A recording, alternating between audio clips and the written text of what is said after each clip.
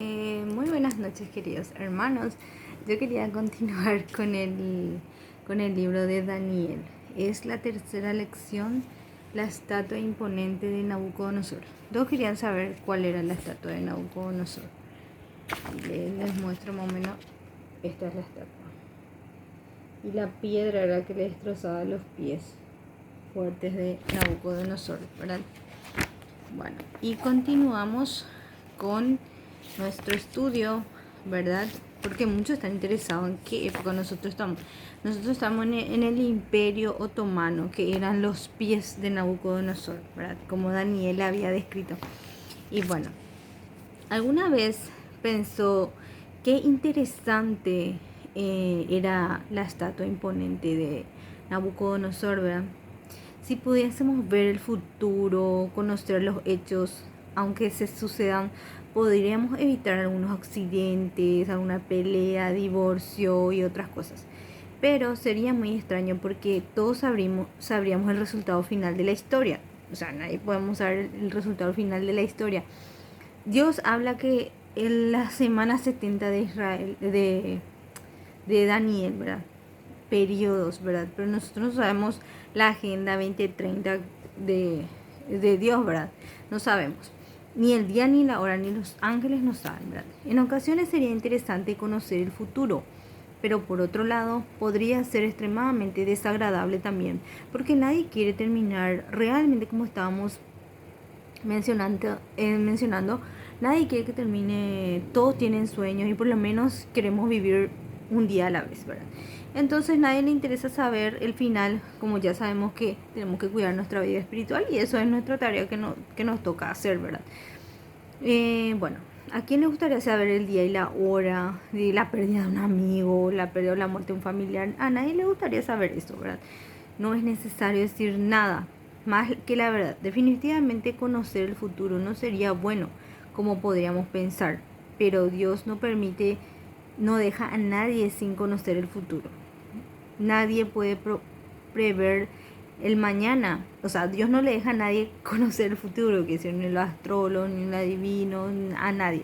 Solamente Dios conoce ese futuro, ¿verdad? En Isaías 44, 6 y 7. En el estudio de hoy descubriremos cómo Dios reveló el sueño del futuro de la humanidad, ¿verdad? ¿Qué sucedió con Nabucodonosor, el rey de Babilonia, en el segundo año del reinado? Daniel 2:1. Y Nabucodonosor tuvo sueños y se perturbó mucho en espíritu. De acuerdo con los estudiosos, el segundo año del reinado de Nabucodonosor fue el año 603 a.C. Él tuvo un sueño muy desagradable, ¿verdad? Y Babilonia nos dice que el rey quedó profundamente anonadado, perturbado, no sé, quedó muy preocupado también se puede decir, ¿verdad? Con el sueño, al punto que no pudo seguir durmiendo. Los babilonios tenían una consideración, los sueños, pensaban que eran revelaciones de deidades. Ellos dicen que tenían una creencia que los sueños eran deidades, que algún dios le podía hablar, ¿verdad? Y buscaban descubrir la verdad y la interpretación. El hecho de olvidar lo que había soñado representaba algo de desagrado de las deidades de las personas adoradas como el rey Nabucodonosor. ¿Cuál sería el castigo para los sabios de Babilonia, magos, encantadores, hechiceros y caldeos si no conseguían revelar el sueño? Bueno, si no conseguían revelar el sueño a Nabucodonosor, él se enojaba mucho con las familias, o con los adivinos, o con sus magos. Daniel 2:2. Dijo que él, si no me mostras el sueño, seréis hechos pedazos, sus casas. Era muy así tipo, su autoridad era muy potente, ¿verdad? Cuando los sabios llegaron en la presencia del rey, le pidieron que les contase el sueño, pero su sorpresa, el rey no recordaba el sueño. Los sabios estaban en una situación delicada porque si inventaban el sueño podían recibir la amenaza del rey, ¿verdad? Lo que él hacía cumplía, ¿verdad? Darse cuenta de que no estaba, que lo estaban engañando, ¿verdad? Y para empeorar la situación, el rey declaró que todos morirían luego si no lograban interpretar el sueño.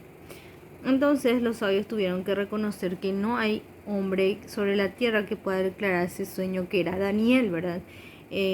Salvo los dioses cuya morada estaba con los mortales. Daniel 2, 10, 11. En aquel tiempo Daniel y sus amigos ya eran parte de la corte de Babilonia, y por esto su familia sería el mismo, porque el decreto de la muerte englobaba a toda la familia de la corte, ¿verdad? Daniel 2:12. ¿Cómo logró Daniel saber el sueño del rey y su interpretación? Daniel 2:19 y 20.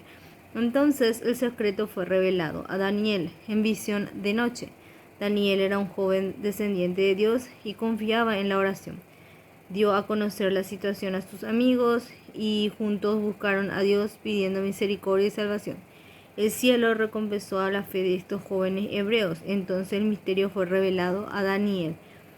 Y así Daniel dio a conocer que Dios está en el control de su historia. El rey era la imagen del rey era una imagen imponente, grande en victoria. ¿Cuál fue el sueño de Nabucodonosor? El sueño de Nabucodonosor soñó que sus piernas eran de hierro, sus pies eran parte del hierro y parte de barro cocido. Y el rey vio en su sueño una gran estatua. Ese fue el sueño de Nabucodonosor. Él vio en su sueño una estatua imponente, la cual estaba dividida en diferentes materiales. Su cabeza era de oro, la cual está dividida y quedó admirado en palabras de Daniel. Cada detalle expuesto traía a su memoria las imágenes del sueño. Esa imagen representaba al mismo Nabucodonosor, ¿verdad? Pero cada pieza de su cuerpo estaba compuesta, por ejemplo, sus pectorales estaban compuestos de oro, su cabeza estaba compuesta de oro, sus pectorales y sus brazos estaban compuestas de plata, y de bronce estaba compuesta sus muslos, su vientre y sus muslos, y de hierro estaban compuestos sus piernas, y el que era de barro y hierro era sus pies. Por eso eran un imperio, que significaban que eran unos imperios, ¿verdad? Bueno, ¿cuál fue la interpretación del sueño de Daniel? ¿Cuál es el significado de la parte de la estatua? De cada parte de la estatua, donde dice Daniel 2:36 y 45. La cabeza de oro. La cabeza de Nabucodonosor era de oro. Entonces representaba a Babilonia. Babilonia es 605 a.C., 539 a.C. Nabucodonosor, representante del imperio babilónico, era la cabeza de oro de la estatua. Babilonia dominó el mundo desde el 605 hasta el 536 a.C. El oro era simbolismo muy apropiado de Babilonia, porque era un imperio muy poderoso, ¿verdad? ¿Qué significaba el pecho y los brazos de plata? Bueno, sería el imperio medo-persa. Sería un reino que iba a ser inferior al reino de Nabucodonosor y que iba a ser un periodo. Y era el reinado de Ciro. Ciro repartió los pueblos y desplazó y restauró, pero era más frágil y más débil que la cabeza, que era Babilonia, ¿verdad? Entonces era el medo-persa. Dominó el mundo entre los años 539 a.C. hasta 331 a.C. y la estatua está representada por el pecho y los brazos eran de plata. Era un poco frágil el gobierno de Ciro, ¿verdad? Y después el vientre y las caderas eran de bronce y simbolizaba el imperio inferior al imperio de Ciro, que era el griego, ¿verdad? El griego, años 331 a.C.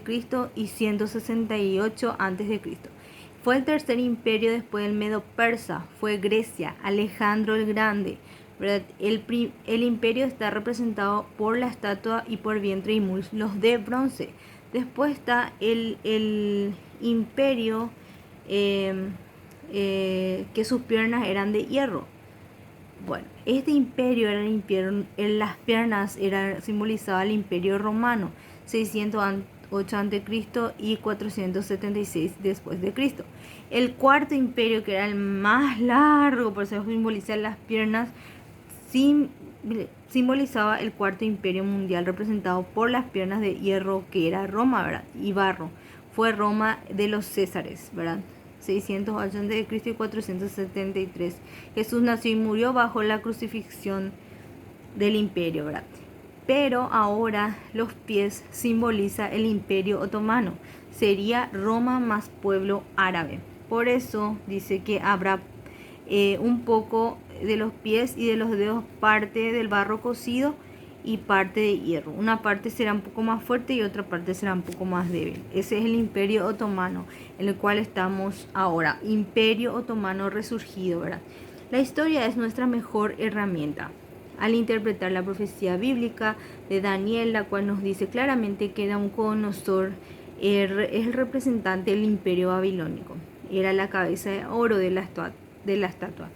Babilonia dominó el mundo en los años 605 a.C. hasta al año 539 a.C. El oro era un simbolismo muy apropiado para Babilonia.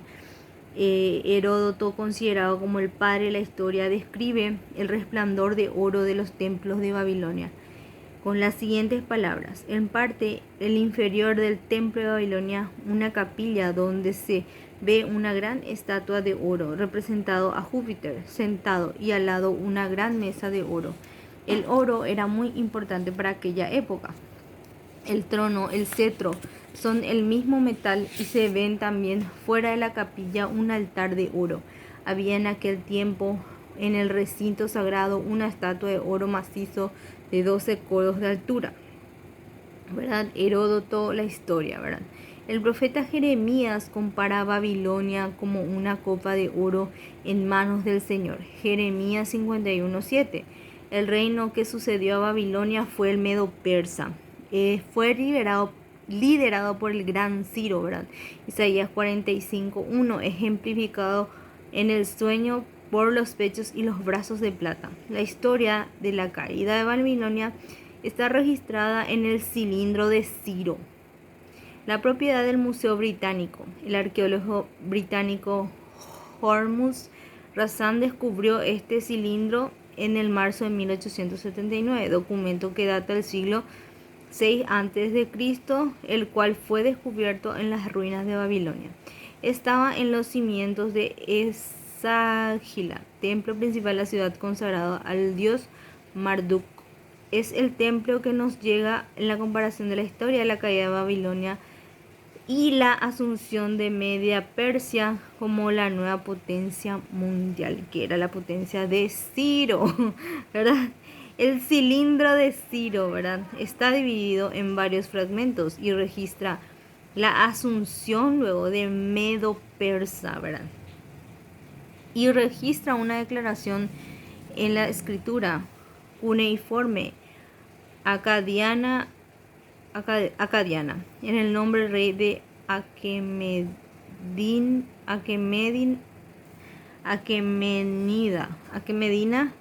de Persia, Ciro o el Grande. En las líneas de 15 a 21 el cilindro aparece en los trechos dando la genealogía de Ciro el Grande, ¿verdad?, y relatando la toma de Babilonia. En el 539 a.C. revela la caída de Nabonido, el rey de Babilonia, y exalta los esfuerzos de Ciro para repatriar a los pueblos desplazados de la restauración del templo y santuarios religiosos en Mesopotamia y en otros lugares de la región. Medo-Persia dominó el mundo durante los años 539 a.C. hasta 331 a.C. El tercer reino del Medo-Persia fue Grecia, Alejandro el Grande, 331 a.C. hasta 168 a.C. Este imperio está representado en la estatua por el vientre y las caderas de bronce. Alejandro trabó 3 batallas hasta vencer a Darío III, rey de Medo-Persa. Bueno, eso ya fue en el reinado del rey Darío, porque Ciro fue lo que le venció al imperio babilónico, ¿verdad? El cilindro de Ciro, ¿verdad? Entonces, la segunda fue la batalla de los Isos en el año 333 a.C. y la última, el 331 a.C., fue la batalla de Gaugamela. De esta manera, en el año 331 es el fin del imperio medo-persa y el inicio del dominio de Alejandro el Grande. Alejandro el Grande comenzó a reinar después de Darío, ¿verdad? El cuarto reino mundial, representado por la estatua de las piernas de hierro y los pies de hierro de barro, es Roma y los Césares, 1668 a.C. y al 476 después de Cristo. Jesús nació y murió bajo la crucifixión del dominio romano, no dice. Pero Jesús nació, Yahshua, ¿verdad? Nació para morir nomás luego por nuestros pecados, ¿verdad? Pero murió bajo ese imperio, ¿verdad? Entonces nosotros ya sabemos en qué imperio estamos, en el imperio otomano resurgido, ¿verdad? Que son en los pies de Nabucodonosor, ¿verdad? Menciona 8 de las 10 tribus. Y entonces los poderosos vigodos adoptaron universalmente la religión de los romanos, quienes mantenían un intercambio perpetuo de la guerra y la amistad y conquista. Y ahí las guerras, las cruzadas y todo eso. Y había sido que la guerra y las cruzadas eran con los árabes. Siempre se pelearon para tener el dominio, ¿verdad? Y ahora justamente están gobernando el mundo, ¿verdad? 10 tribus finalmente provocaron la caída del Imperio Romano Occidental en 476 después de Cristo, siendo Rómulo Augusto su último emperador. Como consecuencia del desarrollo de las tribus bárbaras, tenemos hoy naciones europeas. Los pies de la estatua eran una mezcla de hierro y barro, dándonos a entender que sería un reino dividido. Sería un reino totalmente dividido porque los imperios, o sea, el mundo árabe, el mundo musulmán, casi no es lo mismo que el cristianismo, ¿verdad? Llegamos entonces en días que la nación moderna Europa, no, ellos pensaban que era Europa, ¿verdad? Pero en realidad se llegó a la conclusión de que son los pueblos árabes, ¿verdad? Y Daniel dijo: en los días de estos reyes, los países, esta parte, por ejemplo, decía que este reino, que una piedra fue cortada con el auxilio de las manos y destruyó la estatua, y la piedra representa a Yahshua. Él es la piedra del ángulo, y ahí va a destruir el imperio. Y ahí viene el Naxal que dicen los judíos, y nosotros decimos el arrebatamiento, ¿verdad? Este acontecimiento se cumplirá en su gloriosa venida, la venida gloriosa de Cristo, cuando dará fin a los reinos terrenales, porque Él es la piedra que destruye los pies de Nabucodonosor, ¿verdad? Nabucodonosor significaría los pueblos que se hacen mayores a él, ¿verdad? Y bueno, y ese es el mensaje de hoy para ustedes. Que tengan un excelente fin de semana y un excelente sábado de bendición.